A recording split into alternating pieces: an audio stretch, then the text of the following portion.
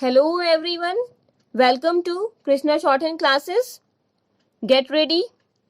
3, 2, 1, start. I am glad that I have been asked to lead our discussions on energy issues.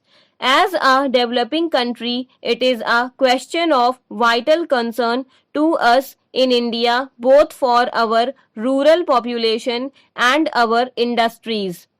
Each country has its own energy perspective and must develop those sources of energy where it can derive the best results, not just in terms of immediate profit but in the long term interests of its people.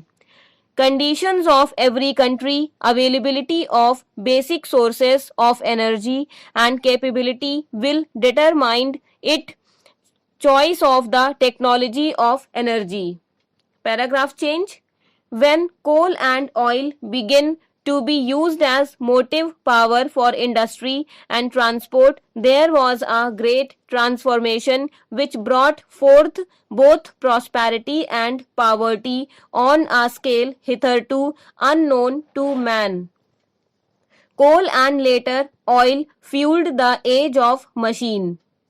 Oil began to replace coal because of its cheapness and superior utility. Its cheap price and assured supply lulled the industrial world into a sense of complacency, with the result that despite the unknown limited period of exhaustion, no efforts were made to study alternatives. The world suddenly awakened with a shock to find that these treasures are finite and that they could be very expensive. In fact, it is quite safe to presume that even the current prices would hold good for more than a short period. Consequently, we have all to become conservatives or conservationists if you like, and the wasting spree has to come to an end. It is certain that if we go on burning up the fossil fuel like this, the lights will go out everywhere much sooner than expected. Is it for such a fate of chilly darkness that human intelligence has striven all these centuries progressively to a happier state of living? What avails if it man in attempt to exploit nature should be vanquished by his own folly of extravagance? This wisdom which has dawned on us was prefigured in our own country. Gandhiji tried to put across to his countrymen that man should not become a slave to the machine and victim of the machine age. He wanted us to develop an integral personality in communion with the environment and with fellow men. Advanced countries have now begun to see how dangerous it is to measure progress in terms of energy consumption per capita. We must correct such concepts and replace them. Paragraph change. We cannot, of course, reverse the clock of development in modern age. Pollution is one of the worst of them, and the sources of energy has to be so chosen that the evils of pollution and degradation of environment are reduced to the minimum. We have a fairly abundant reserve of coal. But coal is also exhaustible and has to be exploited in an efficient way, including lower grades of coal and lignite. The pollution would also have to be seriously tackled. Hydroelectric power is the next most important and promising source of energy, not only for India but for other countries as well. What is better still is that with hydropower, the risk of pollution is neither so strong nor unmanageable.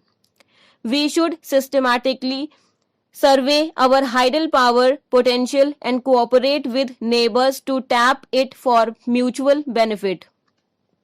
Unlike oil, hydel power comes ever fresh and endless from the snow mountains and rain-fed rivers. To tap this fully in South Asia is a challenge to both engineering and fellowship. Paragraph change. Modern science has opened up the atom and released its power for use by man. Nuclear power be harnessed for electricity, but there are well-known difficulties which have not been fully resolved as yet, notably the proper reactor and the disposal of waste. Two other sources of energy must claim our attention: biogas and solar energy. The advantage of using biogas plants in the villages is that it fits in with the technology of rural areas. There are, I believe, some problems yet resolved before it can be popularized in a large way to help the smaller peasants.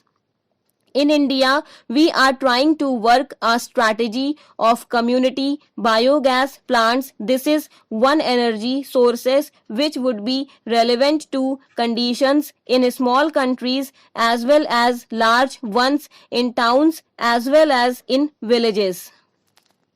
Large concentration of cattle population in villages and dairies particularly lend themselves to exploitation of this source of domestic use and small power requirements. It also provides a good opportunity for regional technical cooperation amongst countries. Paragraph change. Solar energy is already beginning to be applied to a number of purposes such as improved drying of agricultural produce, pumping water, desalination, heating and air conditioning. Many countries are carrying on research into the application of solar energy. All our countries are blessed with abundant sunlight and we should therefore have a primary interest in speeding up the commercial development of practical appliances using solar energy. India recently hosted a conference on solar energy and we were gratified by the interests it generated.